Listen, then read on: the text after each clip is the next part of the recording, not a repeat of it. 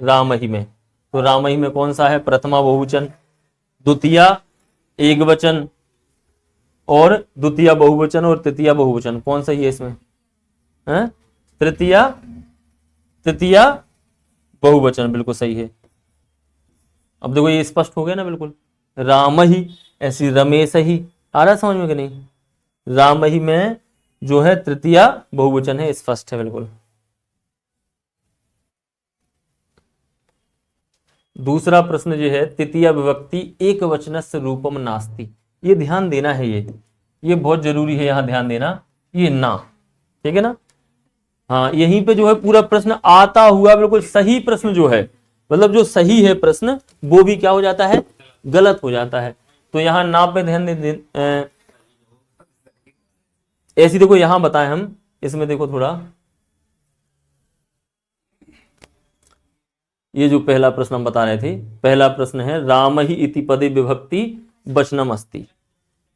इन दोनों को ध्यान देना है, विभक्ति और वचन। वैसे यहां दिया तो रहता है, लेकिन फिर भी यहां प्रश्न को हमें सबसे पहले प्रश्न को अच्छी तरह से पढ़ना है। जब तक हम प्रश्न को अच्छी तरह से नहीं पढ़ेंगे तब तक जो है उसका उत्तर सही नहीं आएगा।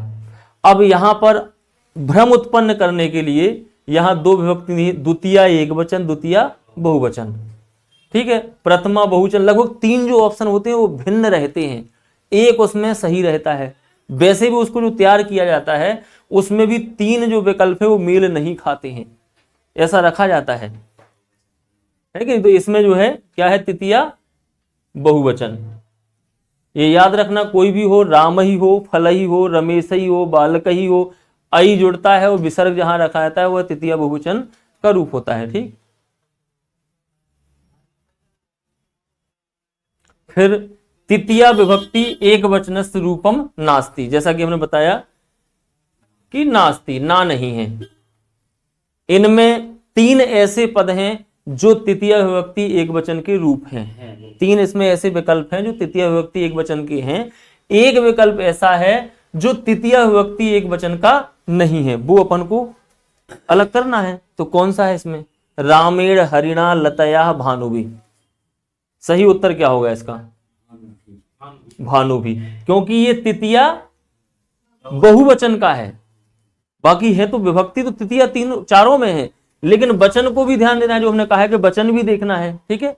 तो ये जो है तृतीया विभक्ति बहुवचन का है।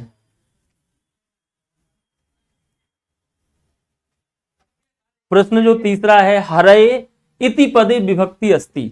हरये इस पद में विभक्ति है, प्रथमा तृतीया चतुर्थी पंचमी। चतुर्थी बिल्कुल स्पष्ट है, ठीक है ना? हरये जैसे कवये, ठीक है, भानवे है, तो चतुर्थी बिल्कुल इसका सही उत्तर है। प्रश्न नंबर 4, षष्ठी एक वचनस्य रूपम अस्ति। षष्ठी विभक्ति एक वचन का रूप है इसमें। रामाय भानवे प्रतुः वारिणी। प्रतुः सही उत्तर क्या है इसका? प्रतुः। देखो रामाय जो है ये चतुर्थी एक वचन का है, भानवे ये चतुर्थी एक वचन का है, ये वारिणी जो है ये सप्तमी एक वचन का है, ये प्रतुः जो है ये पंचमी और षष्ठी दोनों एक वचन में बनता है, ठीक है? तो प्रतुः जो है बिल्कुल सही है।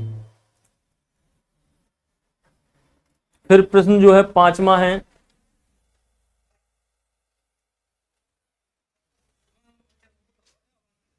प्रश्न पांचवा जो है वो है सप्तमी एक वचनस्य रूपम नास्ति। यहां भी ना का प्रयोग हुआ है, सप्तमी एक वचन का रूप नहीं है। इसमें तीन ऐसे विकल्प हैं जो सप्तमी एक वचन के हैं, एक जो है नहीं है, तो वो कौन है? भानव, वारिणी, लतया और मातरी। सप्तमी एक वचन रूपम नास्ति। कौन नहीं है? लतया, बिल्कुल सही है। कैसे है? लतया जो है तृतीया एक वचन का है। ये देखो भानव, वारिणी, मातरी ये है सप्तमी एक वचन के। लतया तो रमया, ठीक है ना, नद्या ये तृतीया एक वचन का है। और इन तीन को तो देख सकते हैं ना, हम इन तीन में तुलना कर सकते हैं कौन कौन से हैं। इन तीनों को देख कि भाई हाँ ये सप्तमी का है, ये भी सप्तमी का है, ये भी सप्तमी का है कि नहीं? फिर देखें अपन प्रश्न जो छठवां है, पित्रे इति पदे वचनम अस्ति।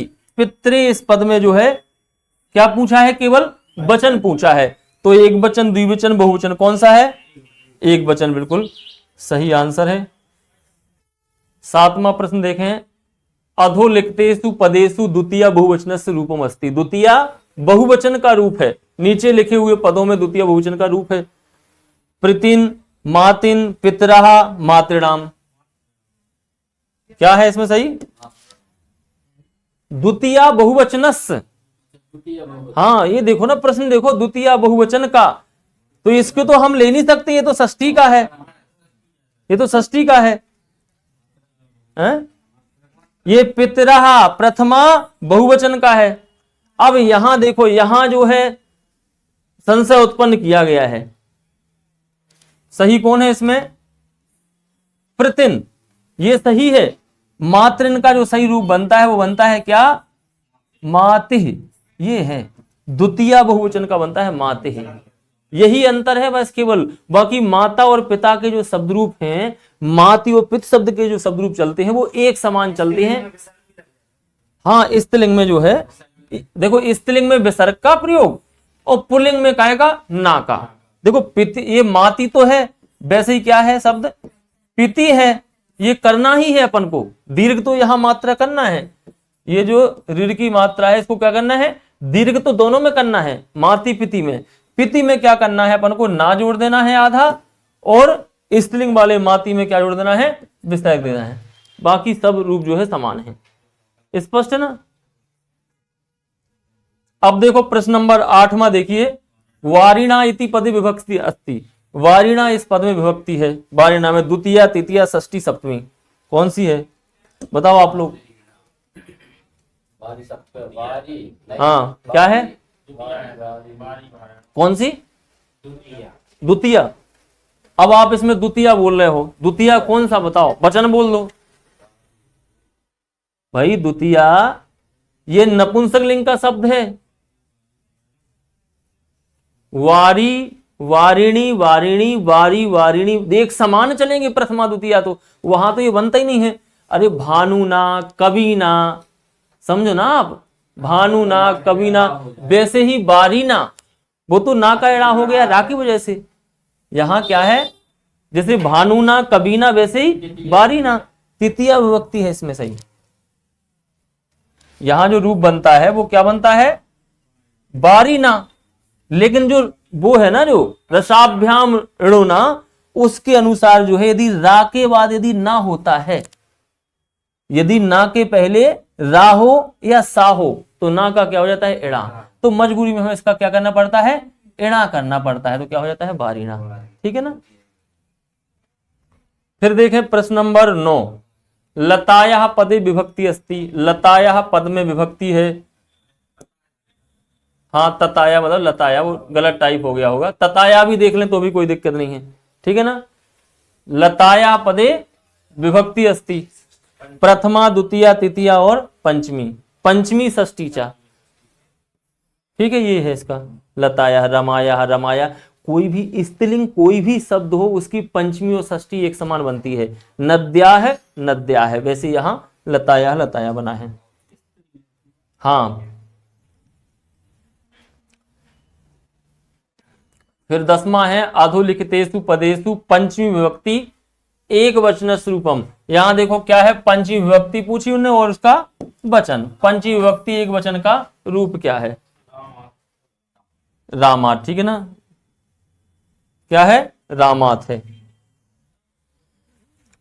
11वां प्रश्न है, वारिणी इति पदे वचनम अस्ति। एक वचन, द्विवचन, बहुवचन, क्या है, बहुवचन।